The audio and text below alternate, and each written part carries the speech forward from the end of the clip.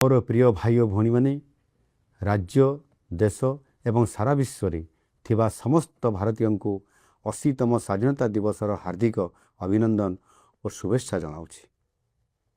80 ବର୍ଷ ତଳେ ଆଜିର ଦିନରେ ଆମେ ଉପନିବେଶବାଦରୁ ମୁକ୍ତି ପାଇ ସ୍ୱାଧୀନ ଭାରତରେ ନିଶ୍ୱାସ ନେଇଥିଲୁ। ଆଜି ସ୍ୱାଧୀନ ଭାରତର ଜୟଯାତ୍ରାରେ ଆଉ ଏକ ଗୌରବମୟ ଫର୍ଦ୍ଦ ଯୋଡ଼ି ହେଲା। ଏହି କଷ୍ଟଲବ୍ଧ ସ୍ୱାଧୀନତାର ଉପହାର ଦେଇଥିବା ସମସ୍ତ ସ୍ୱାଧୀନତା ସଂଗ୍ରାମୀଙ୍କୁ ମୋର ଭକ୍ତିପୂତ ଶ୍ରଦ୍ଧାଞ୍ଜଳି। ସେମାନଙ୍କର ଅସୀମ ତ୍ୟାଗ ଓ ବଳିଦାନ ପାଇଁ ଏ ଦେଶ ସଦାସର୍ବଦା ଋଣୀ ରହିବ। ଗତ 12 ବର୍ଷ ହେଲା ମାନନୀୟ ପ୍ରଧାନମନ୍ତ୍ରୀ ନରେନ୍ଦ୍ର ମୋଦିଜୀଙ୍କର ନେତୃତ୍ୱରେ ସାଂସ୍କୃତିକ ରାଷ୍ଟ୍ରବାଦ ମନ୍ତ୍ରରେ ଦୀକ୍ଷିତ ହୋଇ ରାଷ୍ଟ୍ର ନିର୍ମାଣର ଏକ ନୂତନ ଅଧ୍ୟାୟ ଆରମ୍ଭ ହୋଇଛି।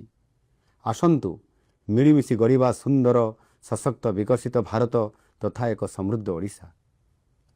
ଆଜିର ଏହି ଶୁଭ ଦିନରେ ବନ୍ଦେ ମାତରମ୍ ଗାନ କରି ସଗର୍ବେ ଘରେ ଘରେ ତିରଙ୍ଗା ଉତ୍ତୋଳନ କରନ୍ତୁ। ଜୟ ହିନ୍ଦ, ବନ୍ଦେ ମାତରମ୍।